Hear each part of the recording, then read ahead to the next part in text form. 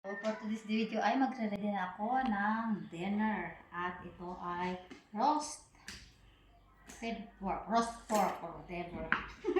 So, ilalagay nyo doon sa oven at i-ready ko na at lagyan ko lang siya ng tawag ito, spice or ano lagyan natin dyan para medyo sumarap. So, yan yung dinner namin for today's video.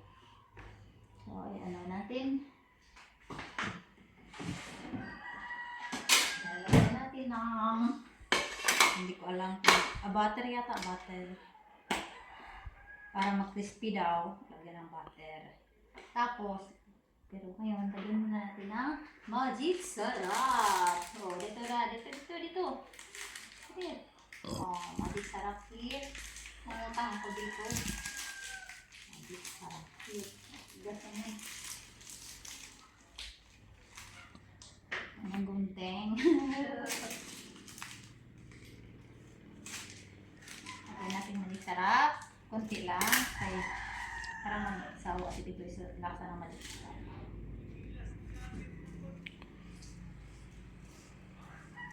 Tapos, lagyan natin siya ng pepper sana. Pero wala naman. Tapos, i-ready ko lang. Tapos, lagyan natin sa oven. Mamaya, parang i-marinate lang natin siya. Hindi na natin. Tapos, mamaya pag malapit siya maluto, lagyan natin na siya ng baked potato. So, ngayon, i-ready natin ang lagyan natin siya ng butter. Sabi, para daw maging crispy. Mamaya yata. Ay, napigas na ito. Yan. I think lagyan ng konting toyo at suka. Toyo at suka.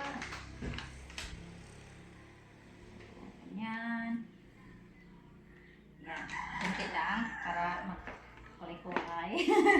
Para colorful ang buhay. Masarap naman siya. Ay, masarap.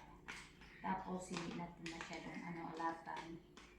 Para kunti magic sarap lang.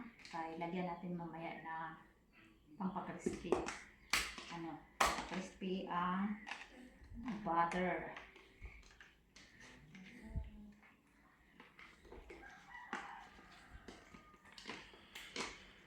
So, i-marinate mo na siya konti. Saglit. Yan lang siya dyan. Tapos mamaya ang butter. Okay. So, mag-ready na ako.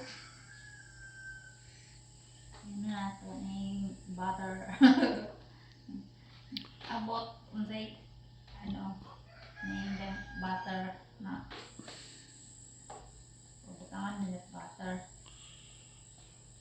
Tinuod ba nito pa-crispy na ang butter kay mag-oily man ang butter. Di ang pa-crispy pero ang butangan lang. Tapos yan. Tapos lagyan Have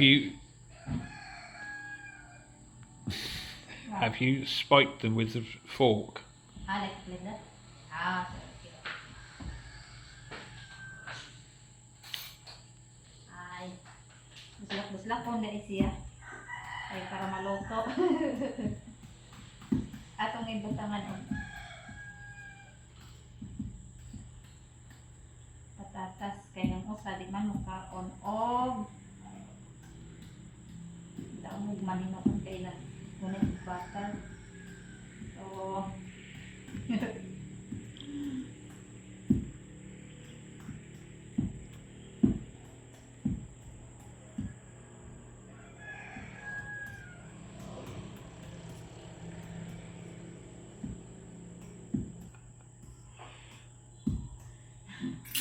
So butangan nato dire kay ang masa di maka rice. So kana nato unsay kay nanatnan ani na pagkaon.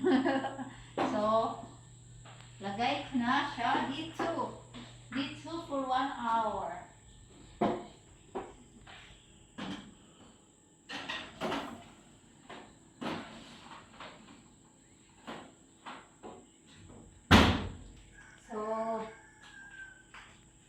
So now, kunin na natin ang ating maluwagang hapunan.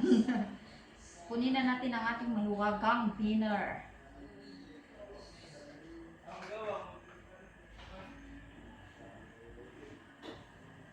Ayan.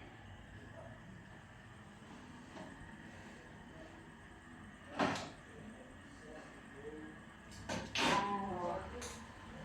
So, yan. Yan na yan. So, ayan na siya.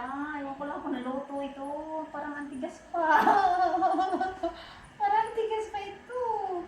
Sabi nga, tigas ang ulo. So, kung gano'ng katigas ito, gano'ng katigas ang ulo nang nagsabi na ilagay ito ng hindi naka-boiled. So, ayan. Pero luto na yung baboy. In fairness, luto mo ka masarap. Kain na na! Kain na na!